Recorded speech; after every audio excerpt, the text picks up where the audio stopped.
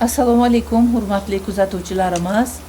Bugun biz Buxoro viloyati Shofirkon tumanida istiqomat qiluvchi Shofirkon kashtachilik maktabini davomchisi mohir kashtado'z singlimiz Azizaxon Tojiyevani ustaxonalariga, fayzli xonadonlariga tashrif buyurdik. Bugun sizlar bilan mana shu Azizaxonni faoliyatlari to'g'risida suhbatlashamiz. Assalomu alaykum. Assalomu alaykum. Xush kelibsizlar. Ishlaringiz yaxshimi? Rahmat. Sizga bir ikkita biz savollar bilan murojaat qilmoqchimiz. Faoliyatingizni o'rganish maqsadida shu Shofirkon kashtachilik maktabini davomchisi sifatida sizdan o'z fikr mulohazalaringizni bilish uchun tashrif buyurdik. Sizga shu savol bilan murojaat qilmoqchiman. Bu hunarni siz kimdan o'rgangansiz? Qanday bu hunarga sizga qiziqish paydo bo'lgan, shular haqida gapirib bersangiz. Avvalambor assalomu alaykum. Sizlarni o'sha kashtachilik xonadonimizda, maktabimizda ko'rib turganimizdan juda ham xursandmiz va mamnunmiz. Men kashtachilikni onajonimdan o'rganganman. Kichkina bolaligimdan o'sha atrofimda hamma o'sha qizlar kelib uyimizda tikkanda ulardan ko'rib, qiziqib, ham chizishni, ham tikishni o'rgandim. Ko'pchilik o'sha chet ellik sayyohlar uyimizga tashrif buyurganda ular so'raydi: "Sen necha yoshingda o'rgangansan chizishni, tikishni?" deb. Men to'g'risi necha yoshimda o'rganganimni eslayolmayman, chunki kashtachilar xonadonida o'sib ulg'ayganman. Shu hozirgi kunda bu biz oilada 5 ta farzandmiz va bu beshalamiz ham shu ishni olib boramiz. Rahmat Azizaxon, mana bu endi bizga o'sha onalarimizdan, bobolarimizdan qolgan meros. Bu kashtachilik bizni milliy qadriyatimiz hisoblanadi. Bu bilan shug'ullanish barobarida bu merosni biznesga aylantirish ham mumkin, hamda bu hunardan moliyaviy bir foyda ko'rish ham baribir maqsad qilib qo'yiladi. Shunday, to'g'ri. Mana siz hozir shu mahsulotlaringizni qanday sotyapsiz? Sizni mijozlaringiz kimlar? Bizning qo'limizda o'sha yuzlab ayollar ishlaydi. Ular o'zlarining xonadonlariga mana shu kashtalarni tikish orqali o'sha daromad olib kirishadi va biz bu mahsulotlarni o'sha chet ellik bizning xaridorlarimiz asosan chet elliklar hisoblanadi. Ular bizning uyimizga tashrif buyurishadi va hozirda bizda onlayn o'zimizning magazinlarimiz bor. Shularni yo'lga qo'yganmiz, ham onlayn, ham offlayn sotishda davom etyapmiz. Bugungi kunda o'zimizda ham, o'sha o'zimizda O'zbekiston ichida ham o'sha qaytadan kashtachilik urfga kiryapti. Kashtalik kiyimlar kiyish, kashtalik suzanalarni o'sha uylariga qaytadan olib kirishayotganidan men juda ham xursandman. Juda ham yaxshi. Demak, sizlarni bu ustaxonalaringiz turistik nimaga kiritilgan? Turistik marshrutga kiritilgan. Bizning uyimiz sizlarga o'sha sayyohlar, chet ellik sayyohlar tez-tez tashrif buyurib turadi. Shunday ko'rdik, juda ham ajoyib kashtachilik mahsulotlari, suzanalar bilan boyitilgan ekan. Bu muzey desak ham bo'ladi, uy muzey desak ham bo'ladi. Men juda xursand bo'ldim va zavqlandim, hayratlandim. Qarang, inson qo'li qanday gul, shunday bir ajoyib bir san'at asarlarini yaratgan. Lekin bu kashta, suzana, bularni tikishni o'zi bo'lmaydi. Bularni zamirida juda ham katta bir mashaqqatli mehnat yotadi. Birta gulni tikish uchun necha marta o'sha igna urishga to'g'ri keladi. Keyingi savolim sizga, mana hozirda hamma o'sha yashil iqtisodiyot deymiz, ekologik toza mahsulot deymiz. Shu yo'nalish bo'yicha sizlarda nima ishlar olib borilyapti va men bu ipaklarni ko'rib turibmiz.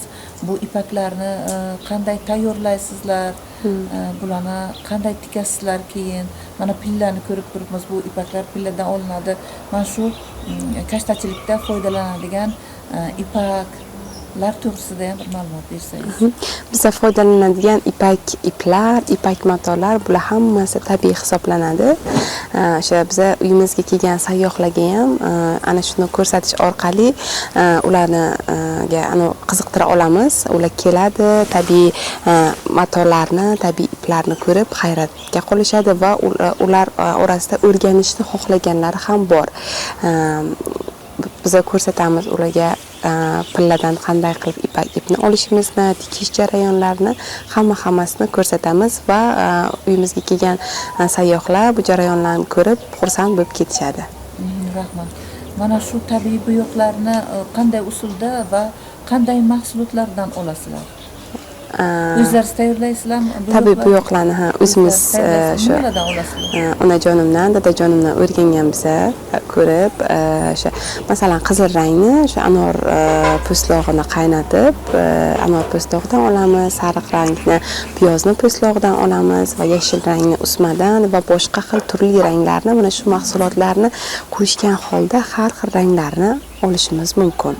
Demak, bizni qarangda, O'zbekistonimiz shunchalik bir saxiy, tabiati saxiy, kashta tikuvchi hunarmandlarimizga tabiatni o'zi shu rang olish uchun mahsulotlarni berib qo'yibdi-da. Anor bizda yetishtiriladi, yong'oq bizda yetishtiriladi, piyoz bizda yetishtiriladi. Mana hozirgina Gultoji xo'rozdan rang olish jarayonini biz ko'rdik. Shu gullar ham bizda o'sadi-da. Buni olganda bizga tabiiy rang olish uchun chet davlatlarga murojaat qilishimizning hojati yo'q.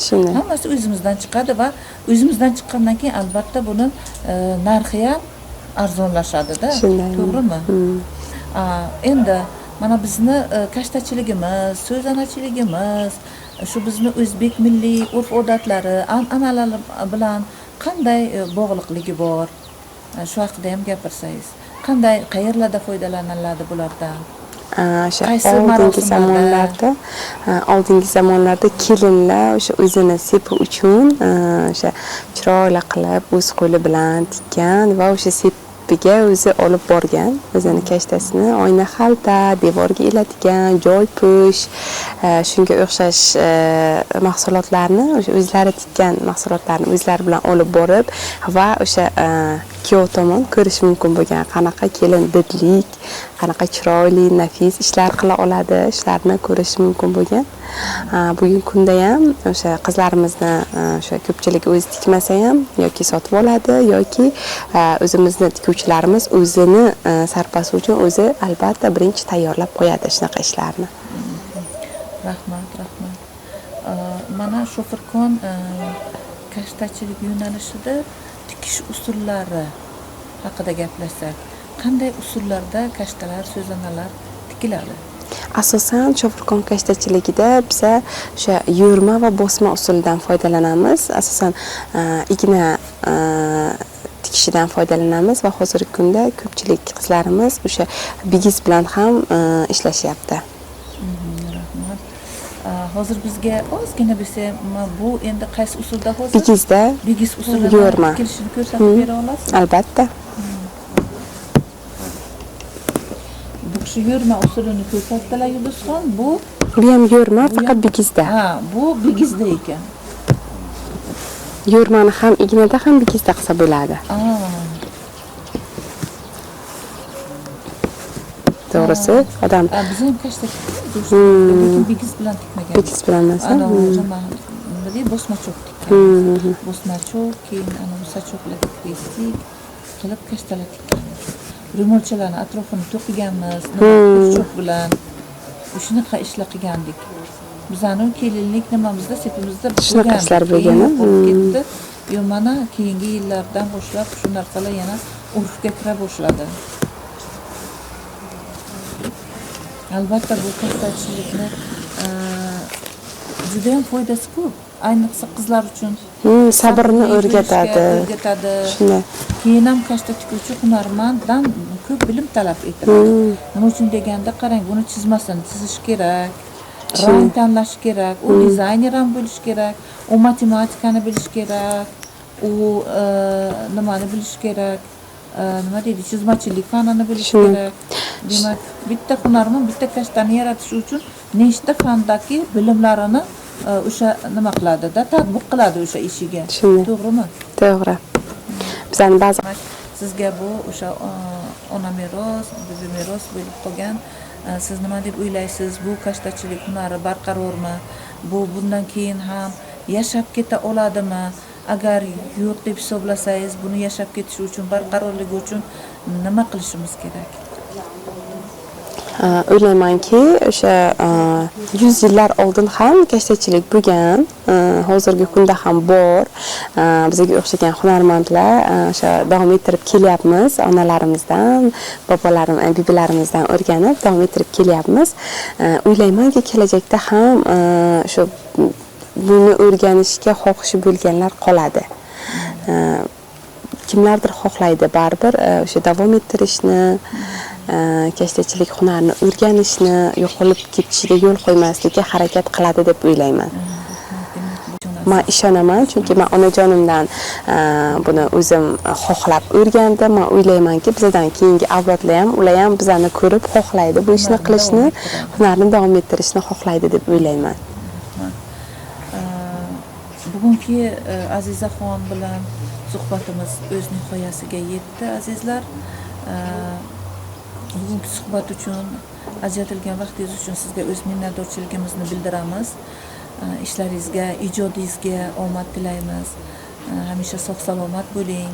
Bizni milliy merosimiz bo'lgan kashtachilik san'atini rivojlantirishda, uni kelgusi avlodlarda qoldirishda, targ'ib qilishda sizga kuch-quvvat, omadlar, yangi yutuqlar tilab qolamiz hamda mana shunday fayzli xonadoningizdan hech qachon fayz arimasin deymiz. Kattakon rahmat. Biz ham sizlarni xonadonimizga ko'rib turganimizdan juda ham xursandmiz.